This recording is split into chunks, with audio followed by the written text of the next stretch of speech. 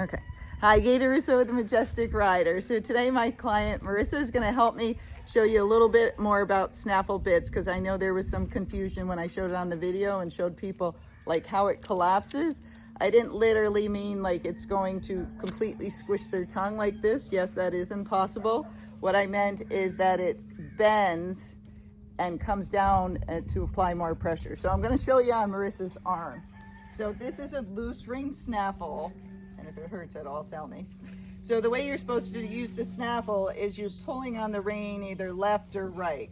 When you're pulling to stop, it's going to apply pressure. You'll see it is bending a little bit on her arm like that, but it's not collapsing fully down. And your horse's tongue is about as wide as that. So when I'm riding, I'm pulling like that. Now, is that pinching you at all, Marissa?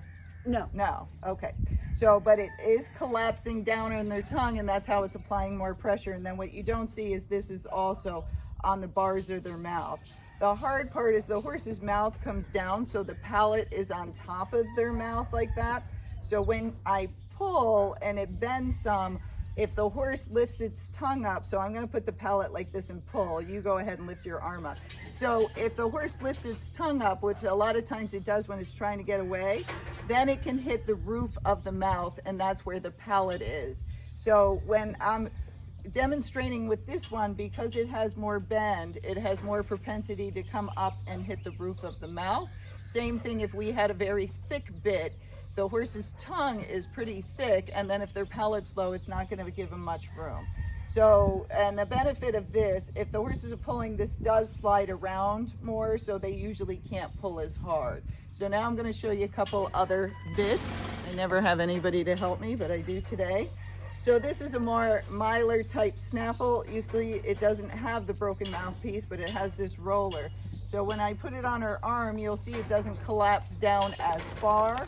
Does it feel any different to you compared to the other one? Not really. Not really. No. Okay. So good test, but again, if I put my hand here and she raised her arm up, it still might hit the palate, but it's not going to hit it as quickly as that other broken mouthpiece one. Now I'm going to show you the miler shank bit or curve. So same kind of mouthpiece, but the reins connect down here. Okay. You okay? Yep. So again, if I'm steering, I can pull it across here. Is that hurting at all? No. Okay. And you can see it's not bending up to hit the roof of the mouth. Now, if I pull down like this, it's going to pull on the top of their head and underneath their chin. But is that pinching you at all? No. No. Okay. And you'll see this one doesn't collapse down at all. Now we're going to go to the wonder bit. Put this on my head.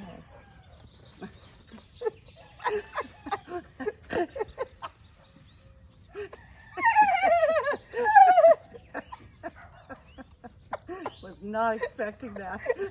You never know with Gaye. Never know. Okay, so same type of mouthpiece, broken mouthpiece, right? So when I'm pulling this, is this pinching at all? Not at all. Okay, now when I pull down, does that feel different? Is it pinching? It's not pinching. Okay, the It's bit firm. is actually raising up, but it moves up and down, so it's not likely as much to hit the palate of their mouth or the top of their mouth there. Yeah, Okay. not. So Marissa did great demonstrating for me. Now she's going to ride her horse. Yeah. But when I'm talking about the bit and I'm saying it's collapsing down, I mean it's going around their tongue.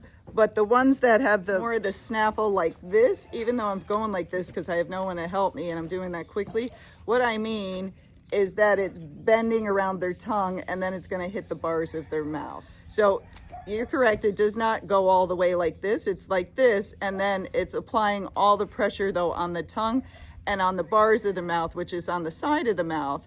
And you can Google that to look up what are the bars of the mouth. But it is collapsing down more, and all the pressure is on the tongue. And that's the point I'm trying to get across, is that you're completely working off the tongue and the bars, where the shank or curb bits are working on the pole and underneath the chin and kind of hugs the horse.